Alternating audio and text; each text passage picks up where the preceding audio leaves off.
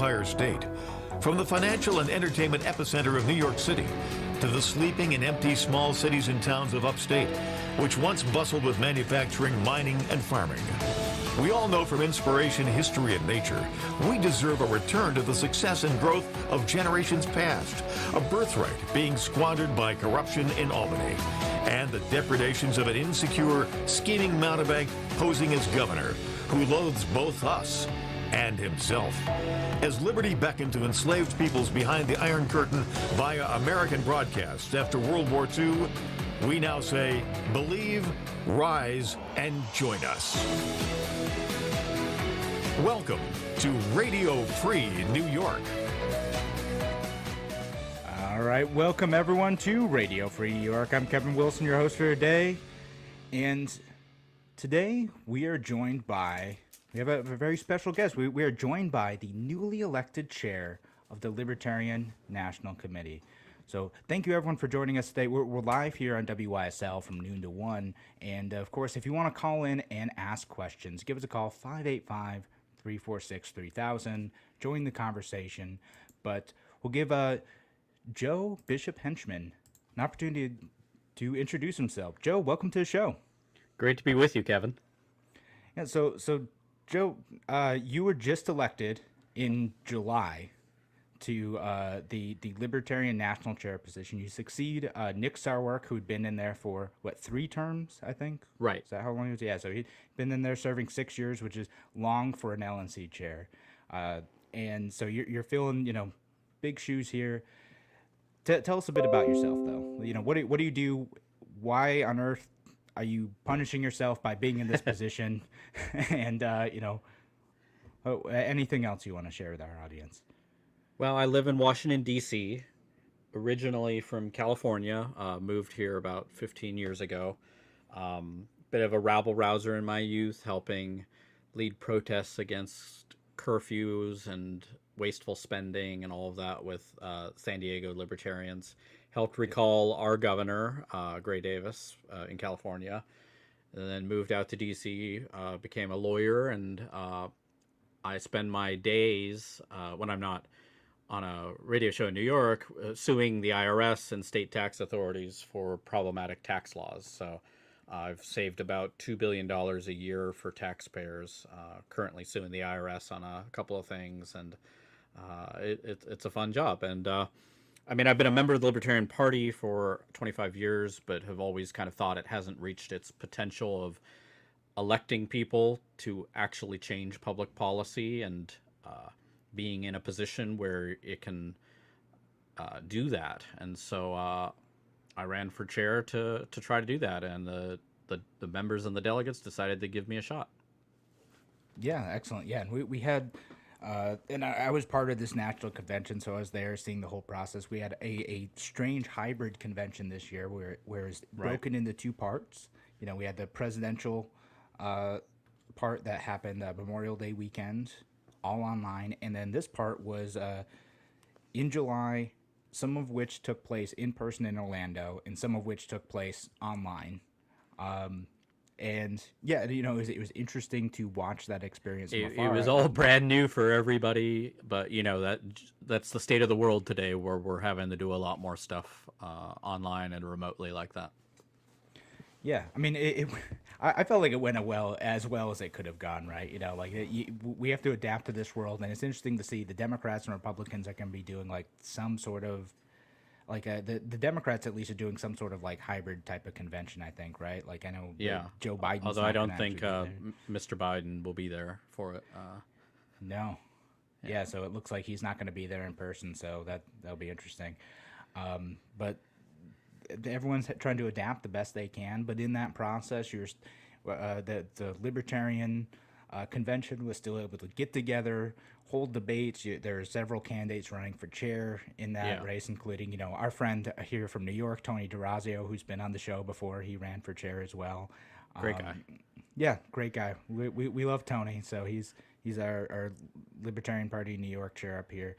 And yeah, it was a 5-way race, and with the convention itself, it was important that we not lose the deliberative aspect of it, because our convention, Libertarian Convention, It's not like the Democratic convention, Republican convention, where it's totally scripted and nothing spontaneous happens. And if you try to do something that's not on script, they cut off your mic. If anything, we're on the opposite extreme with the Libertarian convention. And, sometimes people make fun of the Libertarians for our convention being a little too spontaneous, but that's really important to us because we try to make sure everybody has a voice and is involved in everything. And we were able to preserve that even with a third of the delegates in person in Orlando, everybody else online. Yeah, no, it's not a show. For those of you who haven't experienced it, it's not a show, it's a process. Yep. And sometimes that process can be a bit tough. Everyone learns about Robert's rules, but like the important part is that it's actual deliberative debate, unlike the Democrat and Republican parties, like where party leaders just say, hey, this is how it's going to go, this is what you're going to do, and do not deviate from that or we'll shut it down. No, that's... I always remember, I think it was the maybe 2012, maybe 2008 Republican convention where you had all those Ron Paul delegates trying to vote for Ron Paul, and they would say 3 votes for Ron Paul, and then the presiding officer would say 0 votes for Ron Paul, and they were just completely ignored and shut out. And certainly the Democrats have done the same thing with Bernie Sanders and others in past years. Yep. So no, Libertarians, we let the freedom play out. It is what it is. We know the process and the rules for how that's going to work, and it's not always pretty, but it is, again, how good debate is supposed to work in theory. And in the end, we end up with a product, right? We end up with the election of chairs and other officers and a committee, and it mostly got done. That's what it is. We got through everything. I was impressed. Even I was a little, maybe we're not going to get through everything, but we did get through everything. Yeah. So again, that's the process. That's how it's going to work. That's how it's going to go. And again, I'd rather see that work out than to have that orchestrated and scripted and controlled and everything like that. So now we did that. And I do want to go back. Have you worked on any New York State tax stuff? Just out of curiosity, have you helped? As a matter of fact, I have. New York State? Oh, no, tell me about that. I'm curious about that one. Sure. So, I'm at a different organization now, but a couple of years ago, I worked at a think tank called the Tax Foundation, and every year they put out a report ranking the states on tax policy. So who has the best, who has the worst, and New York and New Jersey are usually trading places for the last, for bottom, 49 Sounds and 50, right. where 1 is good and 50 is New Jersey. So we put out this report, and Andrew Cuomo, when he was running for governor, cited it. He said, we're 49th, we're 50th, that's not good enough, elect me governor, this is going to change. And so he gets elected governor, and we put out the report because we put it out every year, and it's New York still 49-50. So I get a call from Albany saying, the governor wants to talk to you. And I'm in DC. I'm safely in DC. I can hide from Andrew Cuomo if I need to. And I was like, we're not talking. No, thank you. And he steps it up a little bit and invites me and my team, because I had a team of about 4 people working on state tax issues, up to Albany. So we fly up there, and we get the royal Andrew Cuomo treatment. He gives us a nice little tour of the state capitol and brings us into his conference room and gives us a PowerPoint presentation of all of the tax gimmicks and subsidies and all the stuff that they're doing. And it's like, this is great for business. You're not talking about this. You should talk about this. And I listen very politely, take a bunch of notes, and at the end he asks for feedback, and I say, Governor, this is all good, I guess, but our report looks at tax structure. We're not going to change the factors that go into it. The only way you can game our report, so to speak, is to simplify your taxes or lower tax rates or reduce the size of government. And so he kind of looked at me, and he looked at his aide who was behind him, kind of grumpily with folded arms in the corner there. And he says, all right, try me. So we put together a working group with some of his staff, and we figured out there was a low-hanging fruit in the New York corporate tax system, which, you know, I could talk for hours and hours and hours on it, but I'm not going to, because no one will be left listening. But the gist of it was that New York at the time you had to calculate your corporate tax 4 different ways and pay the highest. You had a couple different tax rates. You had 2 different entities administering it, and then state rules were completely different from New York City rules. And so we put together a proposal to combine those 4 different tax calculations into 2. So eliminating 2 of them, combine the 2 different state tax systems, and then conform the state with the city. So at least corporate taxpayers have a simplified system and lower the rate a little bit. And we ended up passing that. And so at least on the corporate component, New York rose significantly. New York's now, at least in the report in the year since, now consistently ahead of New Jersey because of that reform. Wow. Still behind California, which is 48. Okay, so but, progress. Yeah. It's progress. something. You know, I'll take it where I can. You know, libertarians in New York State and any other like conservative folks like that. Any time where we can just get a little bit of gain, that's kind of a nice thing. Because usually it's going in the opposite direction. And that's my job. My day job is to get Democrats and Republicans to do libertarian things, even if they're incremental, tiny things. We'll take it all day. So, folks, we're joined today again by Joe Bishop-Henchman, chair of the Libertarian National Committee, and we will be back in just a few minutes to talk about what the Libertarians doing on the presidential level and on every other level, too, and what those strategies are. We'll be back here on Radio Free New York in just a few.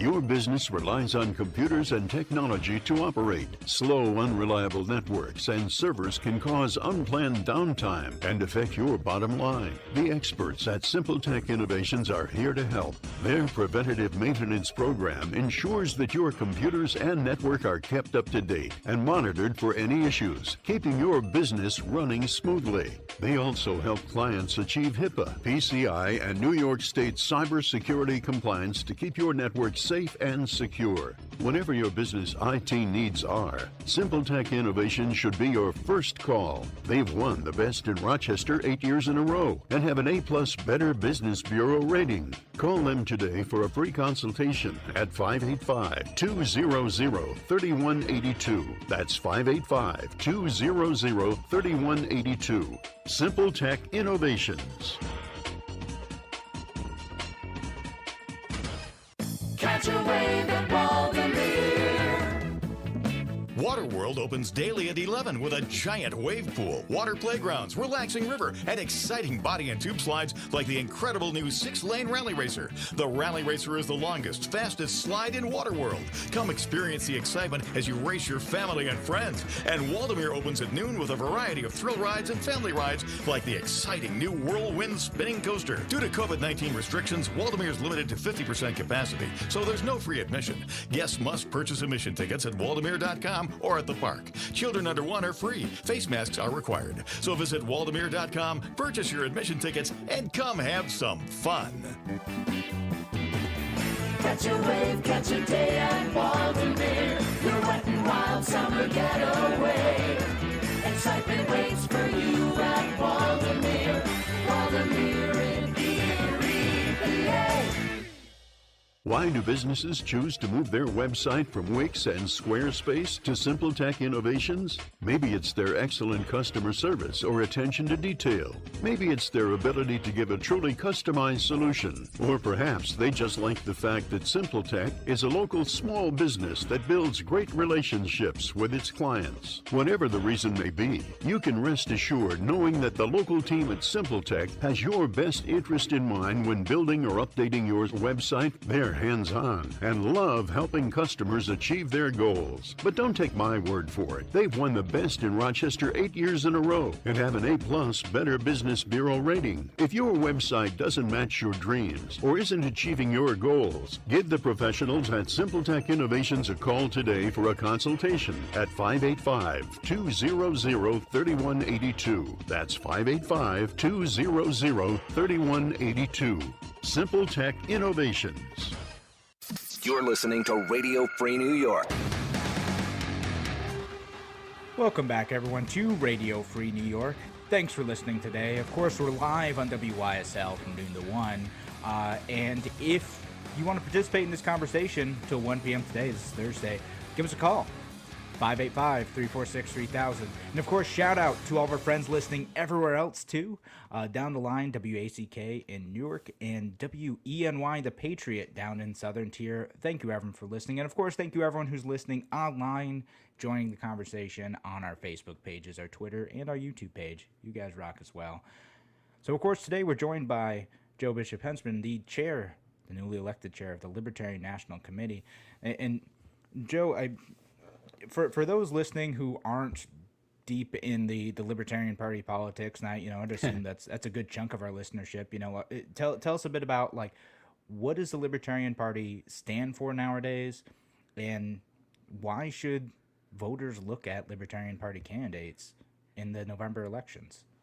I think if any year you're going to look at a new option, I think this is the year to consider it. I know a lot of friends in the Democratic and Republican parties, and the enthusiasm just is not there for Joe Biden. Donald Trump has his core support base, of course, but there's a lot of people who are distressed at the performance of his administration. And, you pick the issues, whether it be war or the national debt or regulations or dealing with the pandemic, and there's just not a lot of solutions coming from either of the two parties. The Democrats, they are eager to spend a lot of money and set up new government programs and everything, yet these problems continue to persist even if they get everything they want. And then the Republicans, they've passed a tax bill, and appointed some judges, but that's really about all they've managed to do. Even when they had 2 years of complete control of the federal government. And Libertarian Party, we're a principled party. Our platform has been pretty consistent for 49 years, and we're about solutions. And we've got quite a few local elected officials, and oftentimes it's one Libertarian on a board of 3 or 5 or 7, but that one is the watchdog, the voice of common sense, the voice of reason, making sure, trying to hold the others accountable. And we'd like to expand that, see more of those, and it'd be nice to have more of those voices in the U.S. House, in the U.S. Senate, and state legislatures. Yeah, and so there's candidates running all over. One of the interesting criticisms that I get a lot from folks is why don't libertarians run local? Joe, are we running local libertarians? We are, but we could do a lot more. And honestly, we haven't been very good about publicizing our successful local elected officials. So, we've had local officials this year who've helped push forward marijuana decriminalization statutes, criminal justice reforms at the local level, efforts to expand testing to deal with the pandemic. So libertarian local elected officials, there's certainly not thousands and thousands of them. We'd like to get there, but where they are respected for being problem solvers and voices of common sense out there. And we want to get a whole lot more of those officials elected. All right. So the type of folks that, are elected, they're not jumping in and just being like, we're going to tear it all down. We're just going to say no to everything. We're not going to move ahead. So it's about what does that governance model look like? Because I think the feedback I get from both Democrats and Republicans is, you guys just want to let everyone do whatever they want and have anarchy, and it's going to be, you guys just don't want to accomplish anything at all. You're just going to let it all go away. Is that what that looks like? Well, if given the choice between doing harm and doing no harm, I think most Americans would prefer do no harm. It really depends on the issue. And like I said, our platform's been pretty consistent. It's available on our website at lp.org.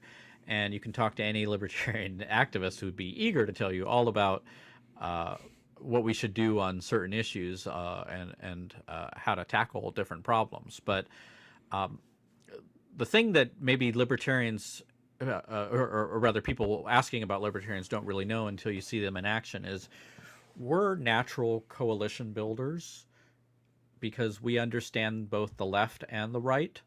So when we're put in the position of being on a board or a committee or a city council or a school board dominated by Democrats and Republicans, we can try to find that common ground and advance doing things better. Because, with Democrats, if you're a Democrat, we agree kids should be educated, the poor should be cared for, the homeless should be housed. We just think there's better ways of doing it through the market, through competition, through private charity, through individual initiative, through dealing with structural underlying problems, as opposed to Democrats who just Democratic leaders who just want to throw a bunch of money at it and then walk away from the problem. And with Republicans, we try to practice what we preach on taxes and regulations and actually making sure that problems get solved. So I hope anybody who's skeptical of libertarians will give us a second look and a chance and see our record of accomplishments in different places. Yeah, I always think about that because I used to be a Republican. I kind of came from that Ron Paul type of faction for a bit, and I Sure. looked at the Republican Party and I'm like, all right, weren't we all talking about reducing the debt back in 2009? What on earth happened to that? Yeah, that's not what the Republican Party stands for anymore. Now they're for trade wars and for increasing international tensions and for not really offering any constructive problem solving at the national or even at the state level. And it's really just follow the leader right now. You're pro-Trump, and if you're not willing to be pro-Trump, you're not a Republican. So there's a lot of small government, low regulation conservatives who've, all their lives been in the Republican Party and now find themselves politically homeless. Yeah, and I'm sure a lot of listeners can identify with that. They're looking at this and well, maybe I agree with Trump on this, that, or the other thing, but the other stuff, can we actually stick to our principles here? Can we stick to our principles on reducing the debt, on spending responsibly, on taxes, on gun issues, on, I don't know, you name it. There's a bunch of stuff that the party shifted significantly over the years. So, where do you go? Yeah, no, there's a lot of things President Trump has done on guns and on debt and on so many different issues that if a Democratic president had done it, the Republicans will be up in arms. But now it's basically the Republican platform. And, Ronald Reagan said it best when he left the Democratic Party. He said, I didn't leave the Democratic Party. The Democratic Party left me. I think a lot of Republicans feel the same way now. All right. Yeah. I mean, that's how I felt, and that's how I'm sure a lot of other people felt. And so now you got the Libertarian Party, which are we looking like we're going to be on the ballot in all 50 states? Is it going to be close? Is it going to be good?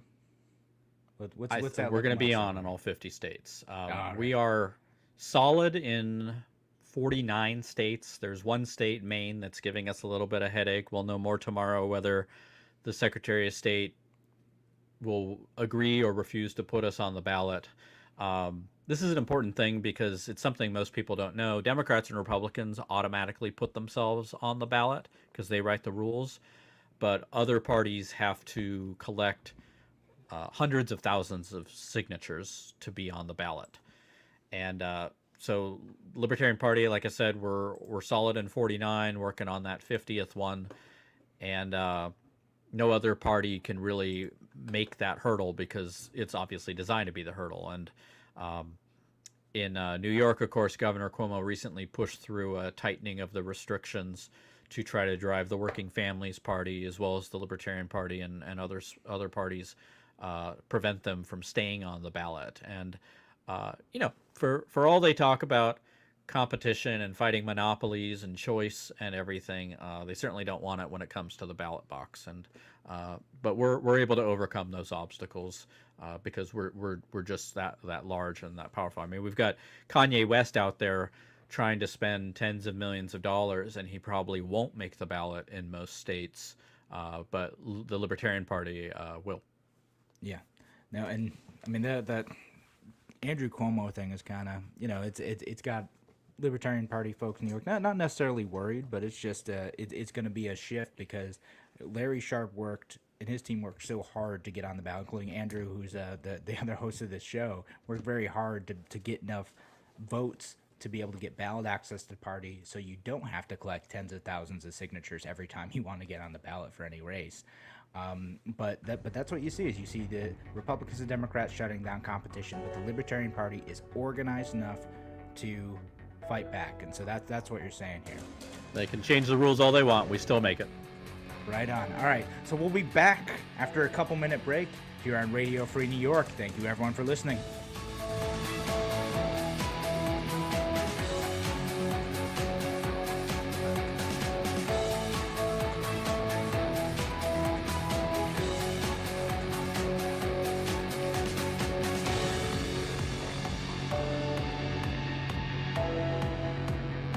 More than twice the power. WYSL. More powerful FM 92.1, FM 95.5 West, and 1040 AM WYSL Avon Rochester. Here's the latest forecast from the News 10 NBC Weather Center for tonight. We're looking at a few increasing clouds. Could be a shower towards morning. Temps tonight in the 50s and low 60s. On Friday, a touch more humid, a few more clouds, still some breaks of sun. Temps in the 70s, low 80s. Chance of a shower, thunderstorm south of town. Back to some sunshine, nice weather for Saturday to start the weekend. I'm Rich Cornelia on WYSL. Why do businesses choose to move their website from Wix and Squarespace to SimpleTech Innovations? Maybe it's their excellent customer service or attention to detail. Maybe it's their ability to give a truly customized solution. Or perhaps they just like the fact that SimpleTech is a local small business that builds great relationships with its clients. Whatever the reason may be, you can rest assured knowing that the local team at SimpleTech has your best interest in mind when building or updating your website. They're hands-on and love helping customers achieve their goals. But don't take my word for it. They've won the best in Rochester 8 years in a row and have an A+ Better Business Bureau rating. If your website doesn't match your dreams or isn't achieving your goals, give the professionals at SimpleTech Innovations a call today for a consultation at 585-200-3182. That's 585-200-3182. SimpleTech Innovations. Hi, Tom Hamilton here, President of Hamilton Wealth Management. This whole COVID-19 situation can really kick us hard when we're already down. I've been a financial advisor for nearly a quarter century, and I have to say this is the most difficult economic crisis I've ever seen. But how do you think Americans felt during the Depression, during the two world wars, when the financial markets collapsed in 2008? I can tell you how they felt. They were devastated and felt hopeless, just how we feel now. But you know what? Each time when the future looked so bleak, America recovered, the world recovered, and I have to add, the markets recovered. I believe with all my being that America will come back from this too. Don't let the spreaders of fear and hopelessness turn us against each other. Help any business you can in the local community. They've been there for us for a long time. We want them back when this is over. Let's look out for each other. That's not the government's job, and they would most certainly screw it up if it was. It's up to me, to you, to all of us, to help each other through this. Get back to work when you can, and let's beat this thing. This is Bob Lucky, Western New York correspondent for News 1040 AM. From Batavia to Niagara Falls, Buffalo to Jamestown, if it happens in Western New York, you'll hear about it on News 1040 AM. Genesee Country Village and Museum welcomes kids ages 12 and under free every Thursday in August. Enjoy plenty of fun activities in the historic village focused on outdoors and large spaces, including tours with animals on the farm, demonstrations from the Potter and Tinsmith, plus games on the village square. Visit new exhibits at the Whaley Gallery or hike the Nature Center trails. Lunch and ice cream available at the Depot Restaurant. Have a fun family day at Genesee Country Village and Museum with kids free Thursdays in August. Special distancing measures in place. Visit gcv.org. WYSL. The Rescue and Revive Drive for Five. Rescue and Revive Ministries is hosting our first can and bottle drive, Friday, August 28th and Saturday, August 29th. Please bring all your bottles and cans to any Can Kings or Upstate bottle return and make sure you say it's for Rescue and Revive Ministries. Then watch God as He multiplies 5 cents into $5,000. Thank you in advance for helping us rescue the lost and revive the saved with the everlasting gospel of Jesus Christ. For more information on the Rescue and Revive Drive for Five, please visit us at rescueandrevive.org. That's rescueandrevive.org. Take it, Tony. How's that, Zach? Terrific, man. Hold on. Hello. Honey, we need central air, but everyone I call says we have to wait weeks. What's a skinny, Zach? We want to get central air, but no one has equipment in stock. Taylor does. They have systems ready to install today. Just call 500-HELP. 500-HELP? Now that's a cool number. I think I'm really getting it, man. Call Taylor, 500-HELP. Has your favorite pizza place been letting you down? Try Livingston County Pizza Company and Gluten-Free Bakery in Avon. Not only is their pizza amazing, but their full menu and bakery has something for everyone. Livingston County Pizza Company and Gluten-Free Bakery, Avon. You're listening to Radio Free New York. Welcome back to Radio Free New York. Thank you, everyone, for listening today. I'm Kevin Wilson, your host for today, joined by our guest, Joe Bishop-Henchman, the newly elected chair of the Libertarian National Committee. And shout out to our friend from Uganda who commented and said he was listening. Thank you for listening and pay attention today. And yeah, again, if you want to join the conversation, give us a call, 585-346-3000. If you have any questions for the newly elected chair of the Libertarian National Committee, give us a call. We'd love to hear from you. Or leave a comment on either of our Facebook pages or our YouTube page. We get all of them in one place. We can see them all. So we were kind of talking about ballot access before the break. And, you know, of course, that's going to be an important thing here in New York State for anyone who is involved with the Libertarian Party or wants a third choice of a Libertarian Party in future elections. New York State, it's going to be... our ballot access is going to be determined by the number of votes for president this year. It looks like, unless the lawsuits go through, but you can't count on that, right? So, how does, just so people who can understand, how does the Libertarian National Committee support candidates like the president in this process? Like Dr. Joe Jorgensen and Spike Cohen, who's on the Libertarian ticket. What's the relationship there? How does that work? How do you promote that? That type of stuff. What's going on with that? Well, we're all on the same team, of course. Libertarian Party is promoting candidates all over the country, and we also support our presidential ticket with various resources just to make sure that they're getting attention and they're drawing the eye, because you're not a political party in the United States really unless you're running a national ticket and races all up and down the slate. So it's really important that people get attention. And Joe and Spike are both great messengers for the direction that we want the country to go and the solutions that we're offering. So I got to, on Monday, we had a big day. We qualified for the ballot in 3 more states, and Joe Jorgensen delivered the 10,000 petition signatures in Pennsylvania and 7,000 signatures in Maryland personally, and I was there with her on it, and we were talking a lot about strategy all that day, and then I drove down to Washington, D.C. I gave her a quick tour of Black Lives Matter Plaza, the area in front of the White House where President Trump kind of cleared with batons and stuff to be able to stand in front of the church and hold up the Bible, and then she had a little bit of a rally in front of the Capitol, which we had tropical storm weather, which I think you guys got the one day later. So it was really pouring rain there, but we still had a great turnout for it. So it's a good team, and we're eager to help it in any way we can.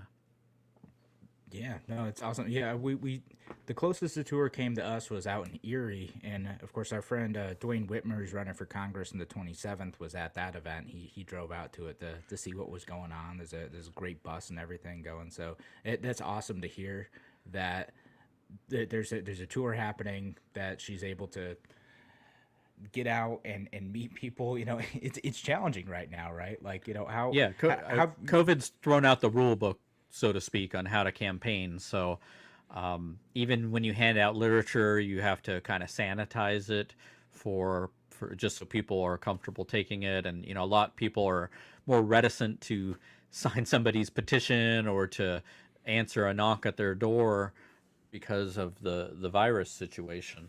So right now we've got Joe and Spike on a bus tour, and we're seeing how that works. And it's getting lots of turnout. Reporters are showing up for it. People are showing up to it. We're doing a couple events a day.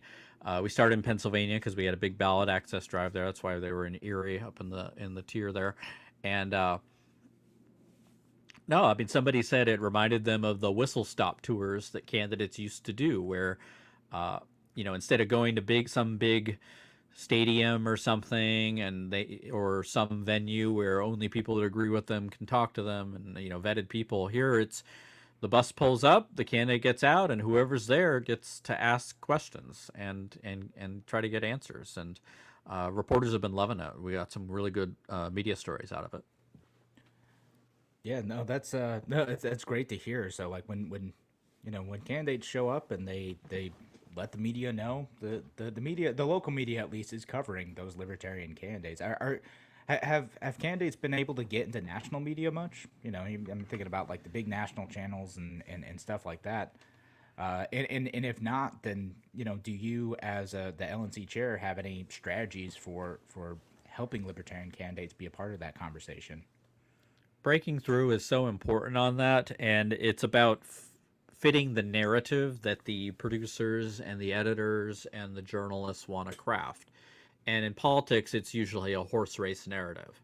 They want to talk about how it's a close race and either side could pull it off, and here's the gaffe that one side did. And obviously Joe Biden and Donald Trump are tailor-made for that narrative. And the race doesn't seem to be that close right now between, you know, there's quite a gap between Joe Biden and Donald Trump, but they're still going to play up this horse race narrative because that's what gets people tuning in. And we have to find some way to break into that, and it's obviously very difficult. I'd appreciate if they just covered all of the candidates who are on all 50 state ballots, which are Joe Jorgensen and those two other people. But, you know, complaining about fairness doesn't get callbacks from reporters, so we're trying to take the campaign to them and give them a reason to cover us. And of course, anybody pestering their local paper or their local news station why they aren't covering libertarian candidates always helps too. Yeah, so actually, you know, I want to ask, because that's what I see a lot, is like the media strategy from libertarian candidates is and their support staff is to complain about fairness. And so you're saying like that's not going to work by itself. Like no one cares, right? So we need or libertarians need to find a way to make themselves interesting enough to cover, and find a way to get media companies to want to cover something other than horse race and gaffes and goofy stuff like that. So I mean, right, any and it's thoughts on dog, how that works? it's dog. How do you... Well, it's dog bites man. That's Right. how you get reporters covering you. So, for instance, I ran for DC Attorney General in 2018. It was a ballot access race. We wanted to make sure we kept our ballot access, which we did. And we had a whole slate of candidates here in Washington, D.C. running for local office, for city council, for mayor and everything. And after we finished nominating them all, we realized, really only after the fact, that all of us are gay. All the candidates were. And, you know, we didn't set out to do that. It just happened to work that way. But you better believe we put out a statement highlighting that fact. And we got a story in the local kind of gay weekly publication. And then a blog or two picked it up. And then that's how we got into the local paper. And got some very positive coverage. And, you know, the headline was, you know, libertarians run all gay slates. But then the whole story was about our platform and who the Libertarians are and what we're running for. And we got a lot of great positive media coverage out of that. It's all about that hook. Because if you can find that hook to get them willing to do the story, then you can do everything else that you want to do. And you're right, complaining, it kind of works maybe for debate inclusion criteria. And, we've got a team of lawyers at National that help with that. So anybody who's, says that they're an impartial or a fair organization trying to host a candidates debate, but is excluding Libertarian candidates, we come down on them, and we usually get them to change their mind. But for ordinary publications and stories, you got to meet reporters on their ground, which is you got to have something interesting that their readers will want to read.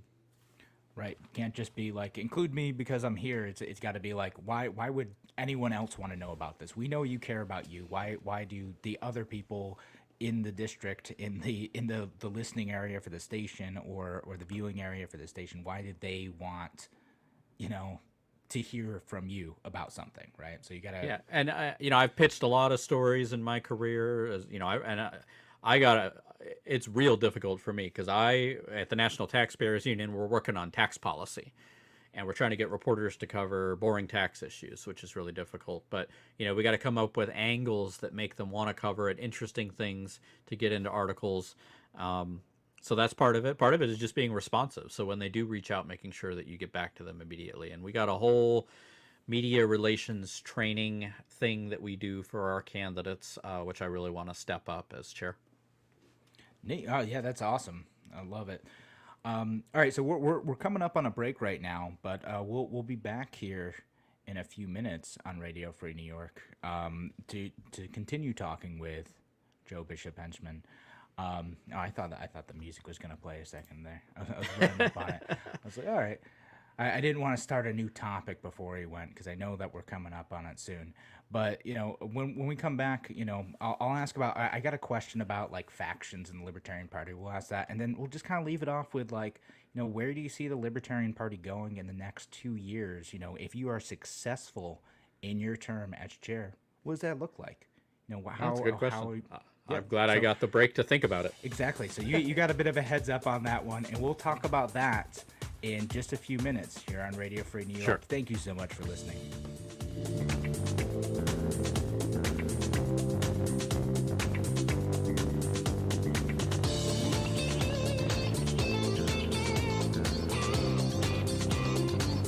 Why do businesses choose to move their website from Wix and Squarespace to SimpleTech Innovations? Maybe it's their excellent customer service or attention to detail. Maybe it's their ability to give a truly customized solution. Or perhaps they just like the fact that SimpleTech is a local small business that builds great relationships with its clients. Whatever the reason may be, you can rest assured knowing that the local team at SimpleTech has your best interest in mind when building or updating your website. They're hands-on and love helping customers achieve their goals. But don't take my word for it. They've won the best in Rochester 8 years in a row and have an A+ Better Business Bureau rating. If your website doesn't match your dreams or isn't achieving your goals, give the professionals at SimpleTech Innovations a call today for a consultation at 585-200-3182. That's 585-200-3182. SimpleTech Innovations.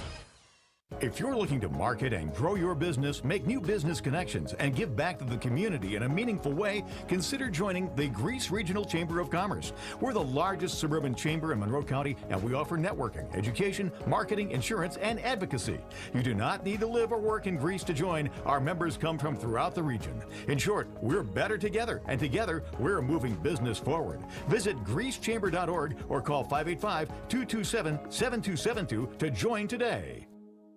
A reminder from Abate Monroe County. American bikers aim toward education. Distracted driving is dangerous, so pull over and eat. Don't try to read your mail and newspaper, and stay off your cell phone. Make a mental note to be more alert, making it a habit to expect the unexpected. Remember to look twice. Save a life. Train yourself to watch for motorcycles which are harder to see. Join Abate, and your family will be protected with a free $4,000 accident policy. Ride safe. Ride free. Ride often. Abate. If you ride with us. Google Abate Monroe County. Your business relies on computers and technology to operate. Slow, unreliable networks and servers can cause unplanned downtime and affect your bottom line. The experts at Simple Tech Innovations are here to help. Their preventative maintenance program ensures that your computers and network are kept up to date and monitored for any issues, keeping your business running smoothly. They also help clients achieve HIPAA, PCI, and New York State cybersecurity compliance to keep your network safe and secure. Whatever your business IT needs are, Simple Tech Innovations should be your first call. They've won the Best in Rochester 8 years in a row and have an A+ Better Business Bureau rating. Call them today for a free consultation at 585-200-3182. That's 585-200-3182. Simple Tech Innovations. Radio Free New York. Welcome back to Radio Free New York. Kevin Wilson host today, joined by our guest for today is Libertarian National Committee Chair Joe Bishop-Henchman. And before we get into the other topic that I had asked before the break, I did get a question from RJ in the Rochester area, and he asked, how do you plan on bringing factions together among the Libertarian Party? For those who are kind of close to the party, there's some reputation for infighting. So, what are you going to do about that moving forward? Yeah, that's a good question. And I don't want to overstate it. Every political party has different groupings within it. Anybody that's followed the Republican or Democratic parties are well aware of differences within those parties on strategy and on what types of candidates to run and all of that. And we have those in the Libertarian Party as well. I was, it was a five-way race for chair, and I think I was able to win a majority because I really do cross lines on that. I've got a long history of working on all different sides and all different views. And honestly, my focus is on building up our party to be able to win. And that's something that unites, because everybody wants to elect principled libertarians to achieve public policy. We have differences about how best to do that. But honestly, I think those are generally overstated. Libertarians are when the doors are closed and it's just us in the room, we'll hash out our differences. But when it comes time to do battle against the two parties, we really do come together, and we're seeing that now in promoting the Jorgensen-Cohen ticket and fighting for ballot access in all 50 states and promoting local candidates. The factional stuff just melts away. Everybody's on the street working hard. All right, so everyone set the strategy, get the candidates, and then now that the Libertarians are here in the general election period, it's time to know where the real priorities lie. Right. All right. So I'd ask you a question before the break too. Is that if 2 years from now, when the next round of elections come for the Libertarian National Committee, what does success look like for you? Well, I'd like to get us out of startup mode. Libertarian Party is 49 years old, but we're really still kind of a startup organization. And people who think, to the extent they think of the Libertarian Party, maybe they have some words in their mind like not serious, or they don't win, or they're not professional, or they don't, they're not big enough. And I'd like to be making inroads on all of those things. So I'd like to get a lot more local officials elected and get some state elected officials, get them connected with each other so that they're working together, sharing ideas, and we're already making progress on that. I want to grow up our training programs and our data programs, because we're behind the two parties on use of data, which is nuts considering how connected libertarians are with the tech industry. We should be running superior campaign operations to the other two parties, and we're not, and I want to be able to close that gap. And building up our just ordinary bread and butter stuff like our fundraising base and our candidate base and our farm team of up-and-coming leaders, so that we can show people who maybe agree with us on certain things but are a little reluctant to join the Libertarian Party that we're actually building into an organization that they can be proud to join and support and vote for. Yeah.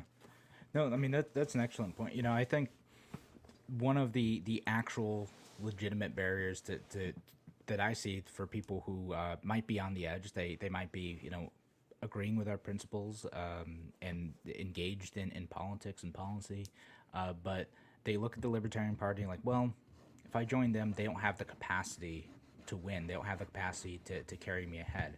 You know, if I join the Republicans or Democrats, like at least they can, I have to, you know, sell my morals a tiny bit, but at least they'll get me in office and I can make a difference. And I have heard so many great potential candidates say that to me personally. I'm like, no. Well, I mean, so I have too. And, you know, out of all the libertarians that I know, it's probably less than 10% who are actual members of the party. And that's not on them. That's on us.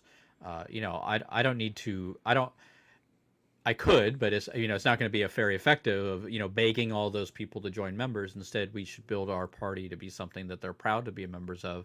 And that's mainly showing elected officials that we are able to get them elected and reelected through our infrastructure and our support base. And that's where I'm going to be spending most of my attention. Yes, I mean, that's good, because I think I imagine that there's a lot of listeners to this program who are on that edge. Like, man, I want to agree with you guys, but, you know, if I can't get elected, you know, why am I going to put in this work to do that process, right? Like, because running for office is a serious undertaking. It is a ton of work. You have to, you know, sacrifice, you know, a huge portion of your life. And so having that backup, that infrastructure at the national level that can, you know, support those candidates. And then, you know, I'd assume that it would relate to helping state affiliates do the same, right? Like, and I know there's been initiatives to do that in the past, but does that plan carry forward into, like, getting state and local affiliates the same resources that they need to help support? Absolutely. It's there's a lot of value in economies of scale projects. There's no reason we need to have 50 different databases and 50 different ways of training people and so forth. I mean, our affiliates can do that if they want, but I want to make sure there's a default option being provided by National so that if you don't want to reinvent the wheel, you don't have to, and that you can kind of draw on whatever resources that you can. And for anybody listening who wants to help with those projects, we need all the help we can get. And for because we do want people wanting to support and wanting to run with the Libertarian Party. And if swearing an oath of loyalty to Donald Trump or to the unions that run the Democratic Party is not your cup of tea, you've got an option. Excellent. Yeah. So, I mean, that's good to hear, and good to see that you're making progress on that. We only have a couple minutes left. So for those who are, for people who are listening, who are just voters out there, and they're trying to look at what's your last pitch for why join us this fall? A vote for Donald Trump will be taken as a vote for everything that he has done. The good, the bad, and the direction that he wants to lead on trade and on international affairs and war and guns and so forth. And similarly, a vote for Joe Biden, no matter what the purpose behind it is, will be taken as a full endorsement of the Green New Deal and the left-wing agenda that stands for.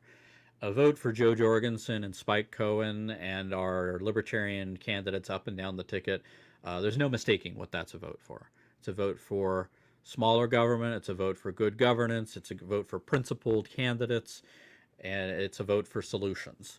And last time we got 4.5 million votes. You wouldn't know it. The media didn't really report on it too much afterwards, but that's so many Americans all across the country. And consider joining us and actually changing the direction of this country rather than continuing to do the same thing and expecting different results. So learn more at lp.org.